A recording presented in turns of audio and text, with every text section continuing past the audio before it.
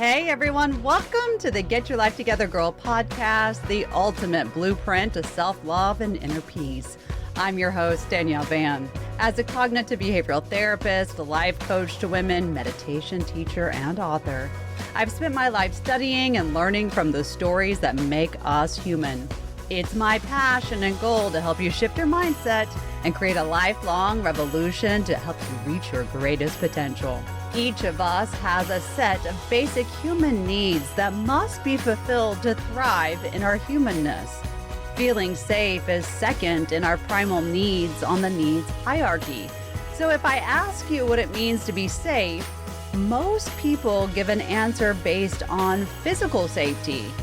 Yet what most don't understand that if you are not safe in your mental, emotional, physical, and even financial life, safety is not present at all. In order to feel safe, we have to have well-being of our minds and our emotional body. As we continue our building series to close out this year, we're taking a one-on-one deep dive into what it means to feel emotionally safe, why it's so important to create emotional safety, and as always, I'll give you a simple process to start building emotional security with a few daily practices. So let's dive right in. The Get Your Life Together Girl podcast starts right now. Emotional safety. You either shuddered or your ears perked up. What does that mean? It's a big topic, and it's one that most of us actually ignore because it means that we have to take control of our emotions, that we have to face them head on. And let's be honest, most of us hate doing that because it's uncomfortable and downright taxing. I know there was a time that I didn't want to do it, and now it's ingrained in me to create emotional safety all the time with every process and thought and event. And that's really where I want to get you into a place of doing, pretty regularly and normal in your thought process. So when we talk about emotions, there is so much to uncover. That's something we talk about all the time here. And the reason why is understanding ourselves, understanding our emotions, even our thoughts, is really the key to freedom. It's the key to releasing everything that trips us up and ties us to things that just simply do not work for us. That's how important understanding our emotions is. And once we understand the emotional body, we really have a way of adding to things that really serve us. And that service, of course, would be emotional safety. Now, a little caveat to this conversation. If you want to pause right now and go back and listen to episode 107, How to Be the Boss of Your Emotions, there you're going to learn the difference between feelings and emotions and how to define them and really get into a space where you can identify what you feel the most, which is very necessary when we're talking about emotional safety. But if you've already listened to that or you feel like you have a good grip on what your emotions mean to you, then let's dive in, right? Let's get to this next piece that is so important. Let's face it, we have to feel emotionally safe in order to open our hearts, to share of ourselves, to create love connections, and ultimately express ourselves and our gifts. That's a big one, right? We have to feel emotionally safe to express our gifts to the world. There's a quote that I think is so powerful, and it really sums up our emotions. And it's by Anais Nin. And she said, "We don't see things as they are. We see things as we are." Oh, I love that quote. I've always loved that quote. And the reason why is it's so true. We have a perception that we look through, and the emotional safety of ourselves, of our inner being, is the driving force as to how that perception is going to unfold. Think about it. When we have a really bad day, everything that we feel and think is really put through that filter of, I'm having a bad day. We don't see things as they are. We see things as we are. And we want to change the state so that we feel good most of the time. I'm not asking for perfection here. That doesn't exist. But what I am asking for is for this undertone of ability to know what's going on within ourselves and being able to meet our emotions in a safe way. That is so important. And again, those words really truly sum up our connection to our emotions and whether we see ourselves as safe and if that safety spreads into our experience. And so let's talk about this concept as we move forward. We're going to talk a little bit more about how we see things in a little bit, but let's start first with our definition, as always. So this definition that I want to hand over is a little different than what we normally talk about, right? Because I usually give the clinical definition, but here I want to break this down just a little bit further. So emotional is defined as relating to one's feelings, okay? And a lot of times we'll say, you're so emotional, but what we're doing is turning that into a negative.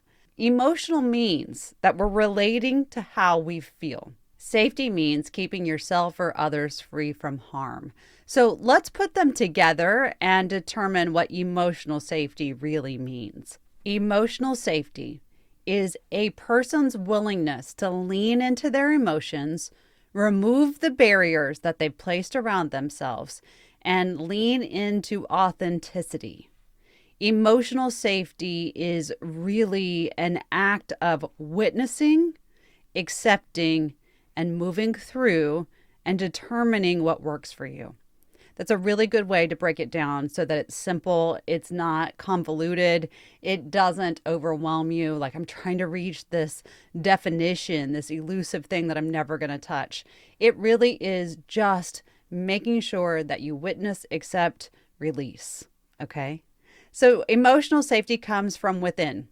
So often when we do not know who we are, when we're not living an authentic life, when we try to get validation from everyone else but ourselves, we think that our emotional safety is going to be found in a relationship. And guess what? That's not where emotional safety comes from. It comes from within. Again, it starts with you and your ability to consistently identify your feelings and to be able to feel them. It even means you are willingly ready to reveal your true self to others. It is an expression of who you are, including the things that most of us do not want to, show people. So that's our hurts, our fears, our dreams even. Of course, I want you to only provide those things to the people who've earned the right to hear them. The people who've actually shown up for you. Because not everyone has earned that right, and nor will they.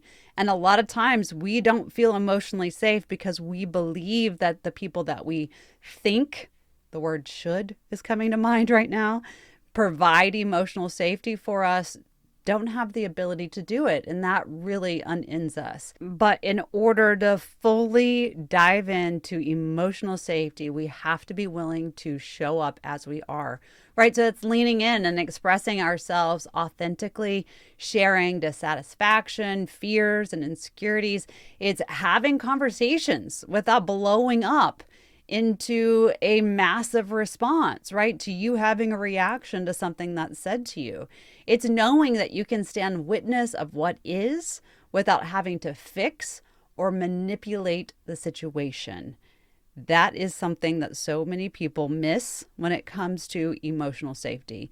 They think if I feel safe within myself, that it's all good, that there's nothing more to handle. But your emotional safety also depends on how you show up on the outside world. With that, let me give you some traits, some behaviors that the people who are emotionally safe, they practice this in their day-to-day life, really show up through and use on a daily basis. So this is actually different for men and women, right? So how we show up as a man versus how we show up as a woman in our emotional safeties actually does differ. So of course, we're talking about us ladies. So those women who are emotionally safe are aware of their strengths and their weaknesses, and they do not reject either.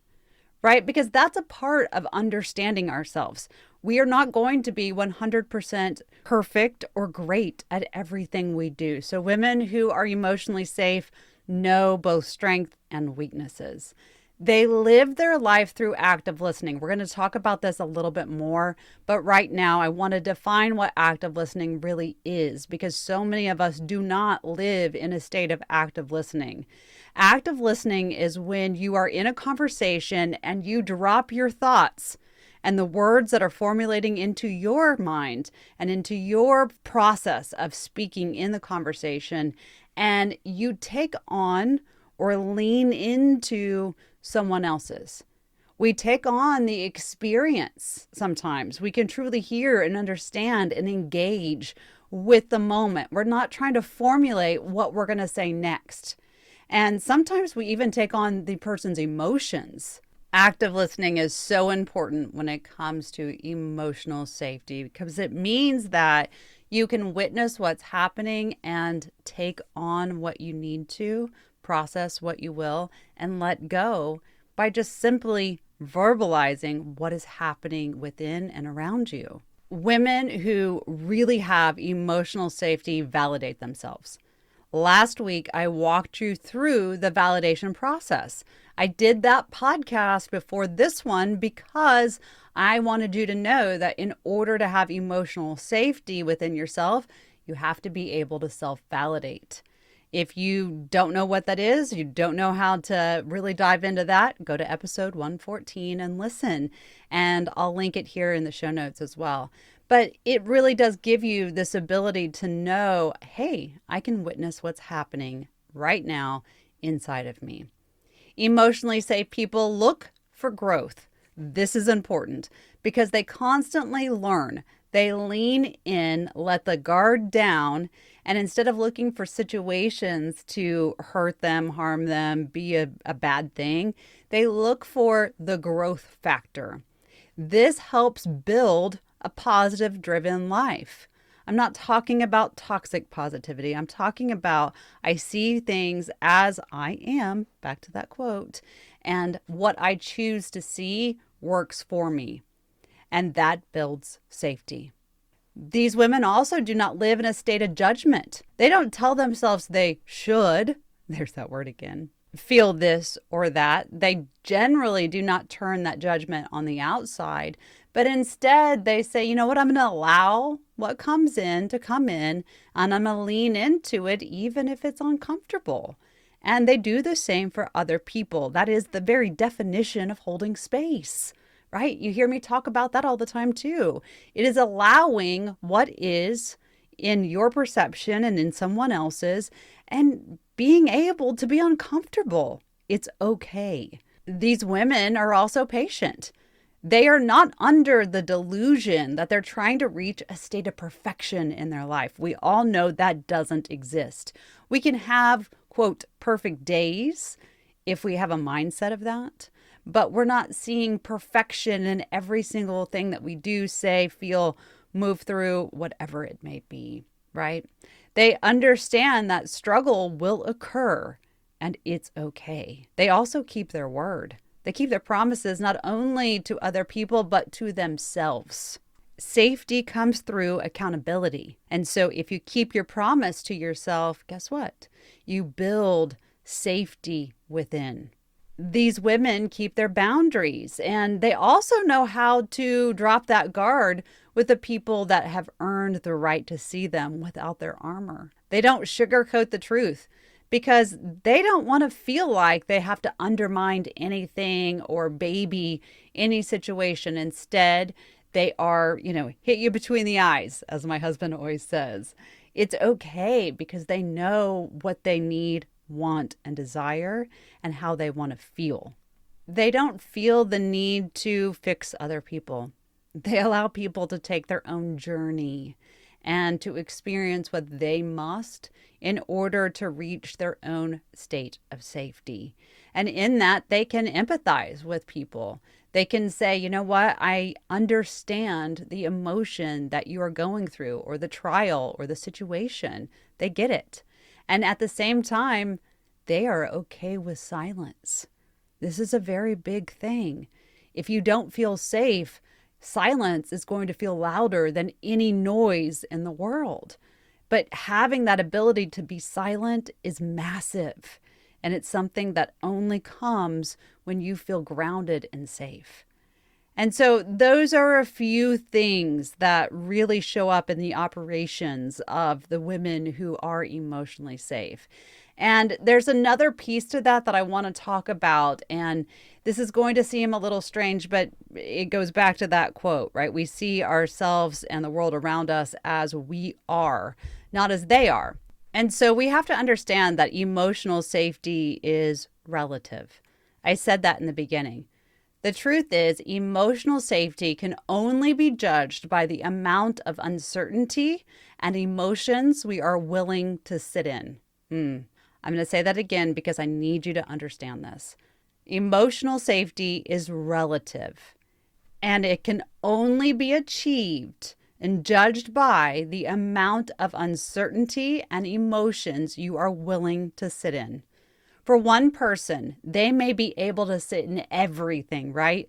The people who have had big trauma stories and a background of dysregulation, they generally have a higher threshold, right? They have the ability to hold more in this window of tolerance, meaning how much you can take or how much you can't take. And that's because they have spent a very long time kind of in that fight or flight. And they have the ability to sit deeper in hard things.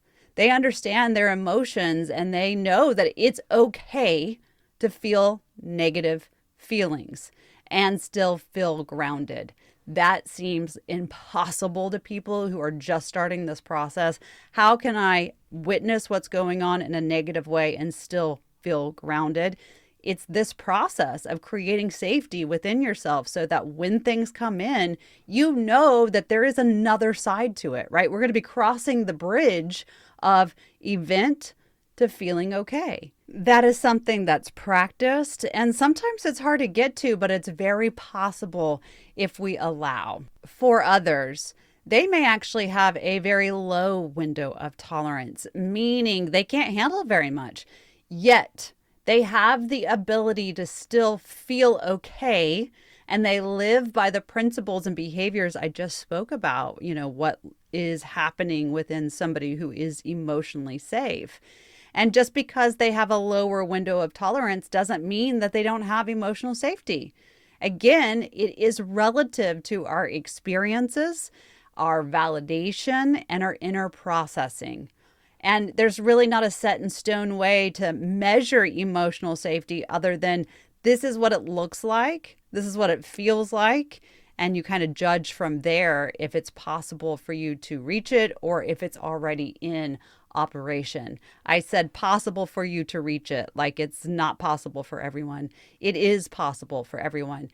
It just may take a little bit more work for somebody who's gone through a lot in their lives and haven't done the work to get out of that trauma loop or the story that they tell themselves, the limiting beliefs that came from it, all the things.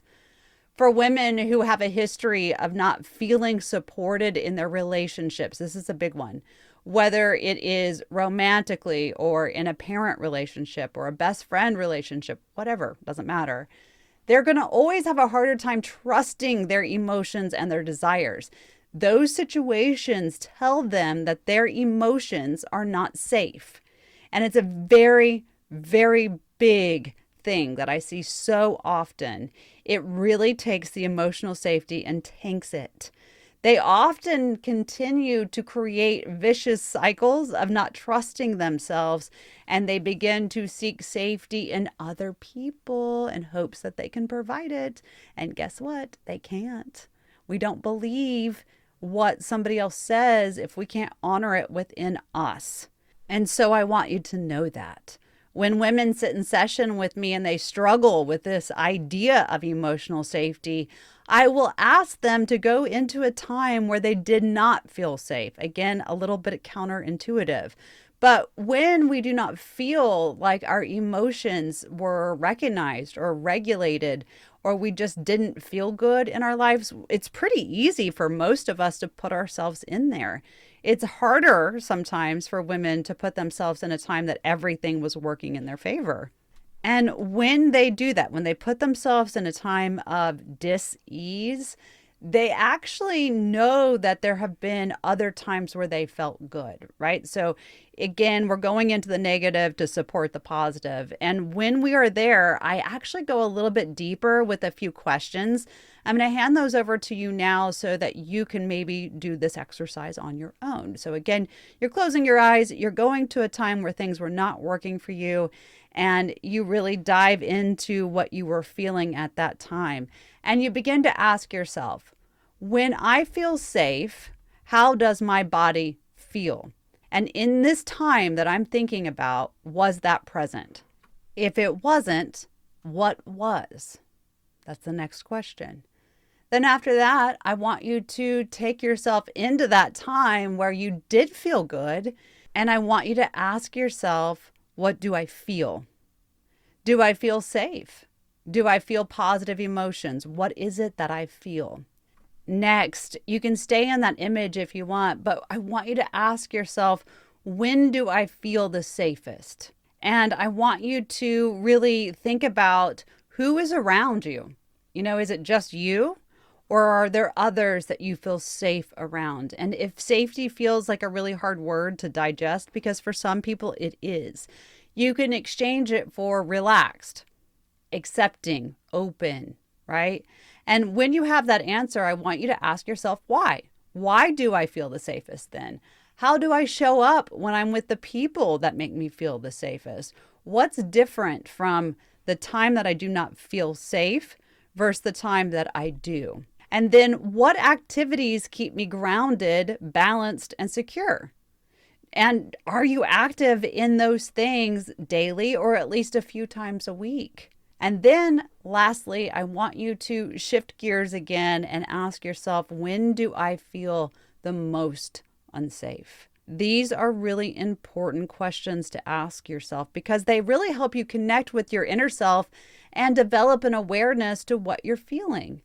If you work on asking yourself these questions a few times a week, over time, you will notice the subtle and even not so subtle clues that your body gives you.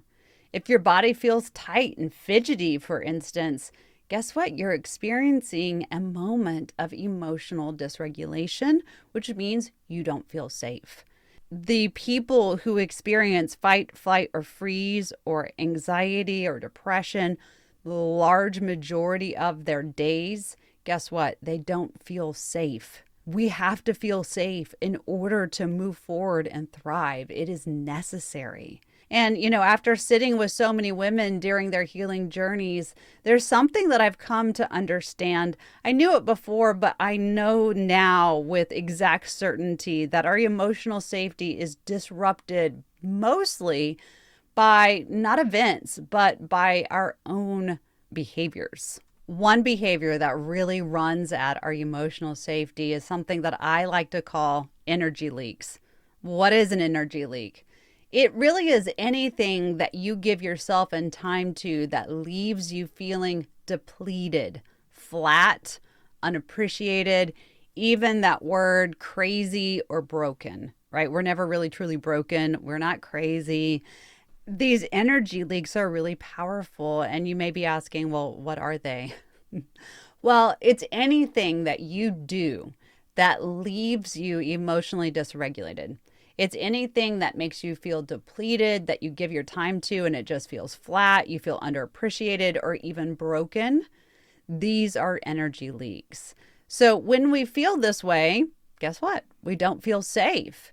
We actually feel dysregulated on a whole new level. When you give your energy and your time to something, you should feel like you are honoring your most sacred element in that experience, and that is you. When we start saying yes to things we want and need and no to those things that we don't, we build inner trust. And that inner trust builds emotional safety. I hope you can see now how important this is and how it's tied to absolutely everything we do and feel. But it's a practice, right? It's not something that's very innate to all of us. I mean, we have an underlying basis of it for sure. But I'm saying when we actually gear and focus on emotional safety is when we begin to realize how disruptive our lives can be, how many energy leaks we have within our experience, and how we often give so much that we deplete ourselves and we cannot be safe. We become too dysregulated for that. So let's talk about something we always circle around really quickly before we dive into how to create emotional safety. I do want to say that I'm not going to guide you through a very long process of creating emotional safety because it is a building practice. I'll actually do another podcast soon about the next pieces to that. But I want you to realize that accepting and allowing your emotions to be what they are is the number one way to step into this practice. Accepting who you are is so important. Accepting what you feel is so important. Accepting what is, again, back to that quote, so important. We all have negative emotions. I want you to remember that. Remember that our brains are always looking for the situations that are going to dysregulate. They're going to disrupt us in some certain way because its job is safety. And when we have negative experiences, we want to get out of that discomfort as fast as possible, not because we're afraid to touch it, but because your brain says danger. We have to run. You are built that way. You are wired that way. And we have to teach ourselves to sit, to get into that longer, that larger window of tolerance. But if you let things come in and you allow things to be felt, seen, and understood, we build that window of tolerance. You know, our feelings are our guides. They are meant to help us understand who we are, what we need, and how things are going for us, right? What's working in our lives.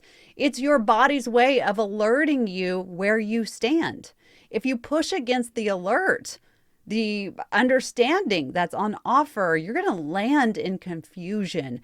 That's why you have to accept what is. That's why you have to see it, feel it, name it, move through it. I am not saying in any way that you have to love every emotion that you experience. You're not going to. It's unrealistic. If anyone ever asks you to love pain, there's something wrong with the situation. Seriously. I'm not asking you to love it. I'm saying experience it. Feel safe. You can sit in it. It's okay. I just don't want you to land in a place that you cannot accept what is. That is not the perception that you want to see your world through. Your brain, your body, it has the capability to hold every emotion that you have. I'm asking you not to store those emotions. You have to accept, witness, move through. I've said it so many times, I'm going to say it again, over and over throughout this time together. To feel safe, you have to practice allowing yourself to feel everything, but not necessarily attach to everything. There's a big difference. I'm going to say that again. You must practice feeling everything that comes in, but not necessarily attaching to everything that comes in. Remember, emotions are just energy in motion. We want to move forward in our motion, not back. In the work that I do, I work with many women of all kinds who have various addictions, right? And one of the biggest things that I see, we'll call it the common denominator, is that they're using whatever they're addicted to as a way to not feel. They're using it because they're saying their experiences and their feelings are not safe. Safety comes from knowing where you stand. That is the forward motion. We cannot move through anything unless we move through it. So how can we do that? How can we create emotional safety? You already know step one because I've said it ad nauseum, right? Step one is to name and accept your emotions. If you still struggle with this, go to Google, type in emotional scale, and download an emotional scale. There you're going to find all of the emotions that we humans experience in categories, of course. And then you can write out your definitions, because once you know the definition, you're able to name the emotion that you're feeling, right? For some people, fear is different than somebody else's definition of fear, and you need to know what your definitions are. So if you haven't done that exercise, do it. It's so important. So again, step one in creating emotional safety: name and accept your emotions. We're going to move to the next part, right? Because that doesn't need much more explanation. But step two, if you want to call it that, in this whole process is something that most people struggle with. Are you ready? You have to set and respect your boundaries. Setting and respecting your boundaries increases safety and security because you know your personal limits. And once we get into a place that our limits are pushed, what happens? We don't feel safe. By communicating these limits, you protect yourself against the things that potentially can disrupt you. It's protecting ourselves against these things that you know are going to be the trigger and make you feel unsafe. Can we protect against every trigger? No, we can't. But at least if we have boundaries in place, at least if we know what we will allow, we know how to help ourselves through it a little bit better. This is one factor that we have to really lean into, because remember, boundaries really must hit the 5 pillars of our lives that I talk about so often. Our physical boundaries, our mental boundaries, emotion, spiritual, financial, all of these things are critical in nurturing yourself and creating that safety. When we honor what is important to us, we feel safe. When we share what's important, it builds trust, which is necessary for safety. When we protect our time and our energy against those leaks, we create balance, which is absolutely needed for safety. Okay? The next is active listening. Now, this is not active listening for the outside world. This is active listening within yourself. So listening to the thoughts, listening to the words that you speak, listening to how you communicate with others. Listening is a critical component of safety. What most people don't understand is that when you allow yourself to hear what's happening within yourself, you actually know what runs against what makes you feel unsafe. Right? So if you know that you have this inner mean girl having this conversation with yourself 24 hours a day, you know that she is the problem to your safety. And so how do we take that away? We begin to identify the thoughts, the reasons behind them. We break it down to just the facts, right? All of the things that we talk about all day long on this podcast. And so we have to get to a place where you listen to what's happening so that you can address it. If you question the emotion, you can move through the emotion, and then you create the safety. You must be willing to hear yourself 100%. Remember how I said the women who actually have the safety factor in their lives are not afraid to hear themselves. They're not afraid of the silence. They're not afraid because they know they are safe within it. Hear yourself. The next piece to this, and again, I told you, we're not going into really heavy guidelines because I want you to start practicing this very small foundation first, right? And I want you to celebrate the hell out of every little victory that you have that creates emotional safety for you. And this piece right now, this one that we're going to talk about is, it's hard for many people, and it is one of the most important pieces as well. And that is to foster your accountability and then follow through. Following through gives you evidence that you are capable, dependable, and value the relationship with yourself, just like you would in any other relationship with any other person, right? You have to be able to show up for that person and follow through with what you say in order to build trust. The same goes for yourself. When you follow through with something that's important, you tell the brain, this is the pattern. This is how we're going to show up if we experience something like this again. When you commit to something and follow through, you actively build what is good, right, and safe. And even when you take little small steps, I want you to create the commitment and excitement and reward around that. Because again, we're telling the brain this is good. And these are the pieces I want you to start with, right? There are many ways that we can create emotional safety, but again, start here. And we'll go through more at a later time. I want you to be aware of your feelings, allow, accept, move through, create boundaries, process, and really foster a sense of accountability within yourself. This is how safety is formed.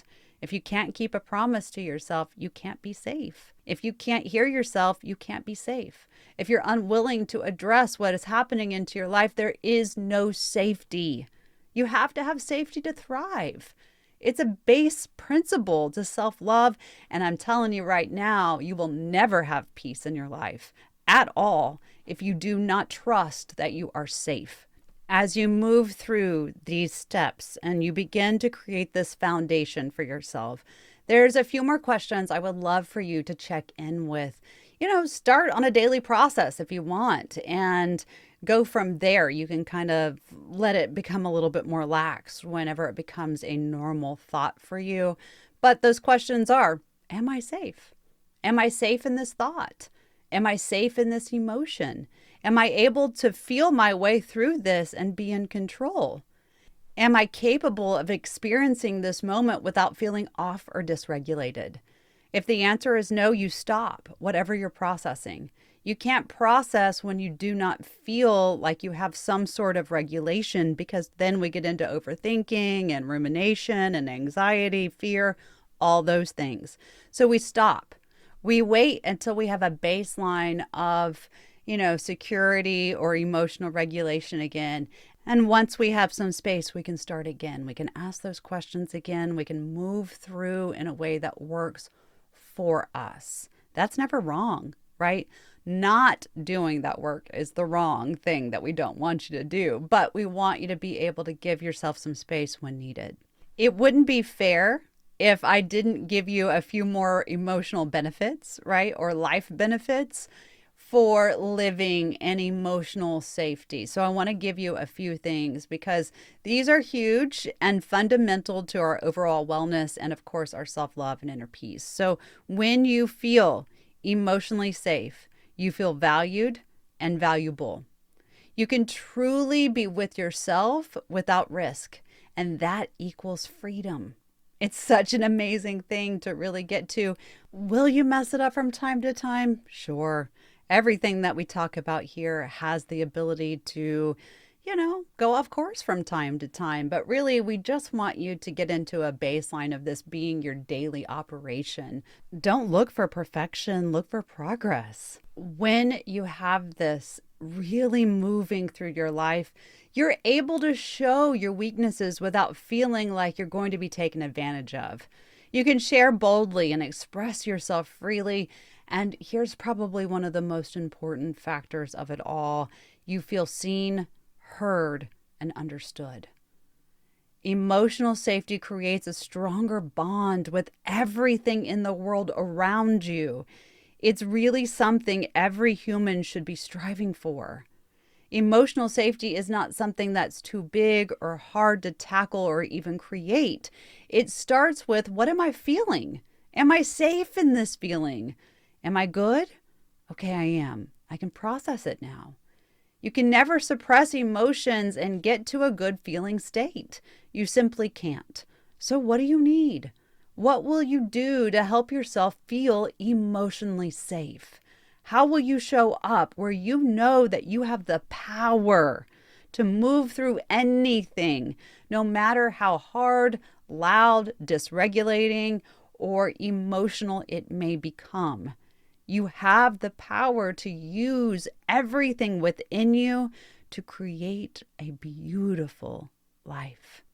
Isn't that exciting? It really is. Emotional safety is one of the most important things to know, to live, and to continually do. And it's an essential step into getting your life together, girl. Thank you so much for listening to the Get Your Life Together Girl podcast. If you've enjoyed these tips for bettering your life and are seeking daily inspiration and additional tools and tips, follow me on social media at Get Your Life Together Girl on Instagram, Facebook, and TikTok. You can also visit my website, getyourlifetogethergirl.com, for show notes, blogs, and more information. Please also share this episode with a friend or a family member, as this helps spread this message to those who may need it. I also invite you to check out the Get Your Life Together Girl Women's Circle. There's over 100 downloadable tools right now that you can use in your life to help you build safety and so much more. It's updated weekly and available to you right now for only $9 a month. Go ahead and visit the Get Your Life Together Girl Women's Circle on my website. Until next time, be kind to yourself and others.